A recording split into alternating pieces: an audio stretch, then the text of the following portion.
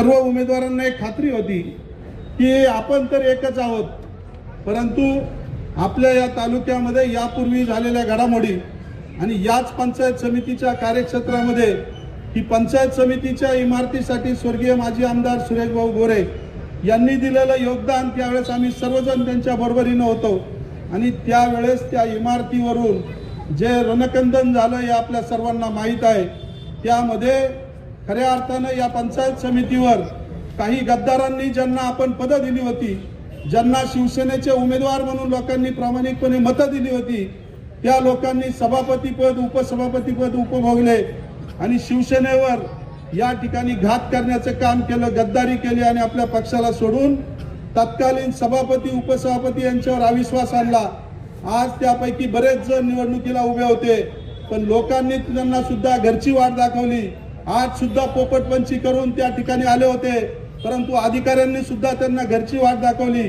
तुम्हाला यापुढे या पंचायत समिती आणि जिल्हा परिषद मध्ये आयुष्यभर पाऊल ठेवता येणार नाही। माऊलींची भूमी आहे। या माऊलींच्या भूमीमध्ये आदरणीय उद्धव बाळासाहेब ठाकरे या पक्षाच्या माणसांना तुम्ही काय, या मतदारांना तुम्ही फसवलंय।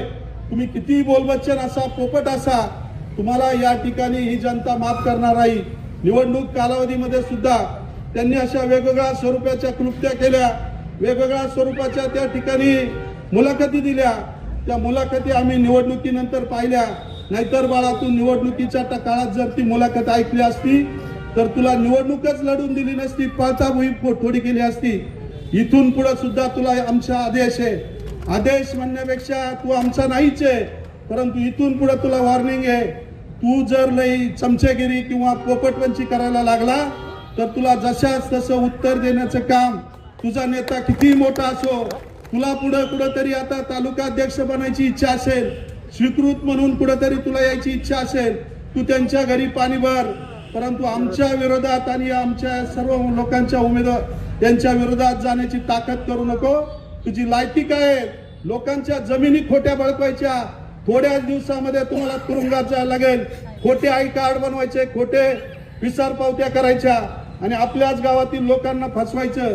ते प्रकरण निवडणूक कालावधीमध्ये आम्ही या ठिकाणी बाहेर काढणार होतो, परंतु लोक म्हणतील की या ठिकाणी संजूभाऊ म्हटलं आपल्याला असं काहीच करायचं नाहीये, आपल्याला जनता आपल्या पाठीमागे आहे, आपण त्यांना त्या निवडणुकीला सामोरं जाऊ।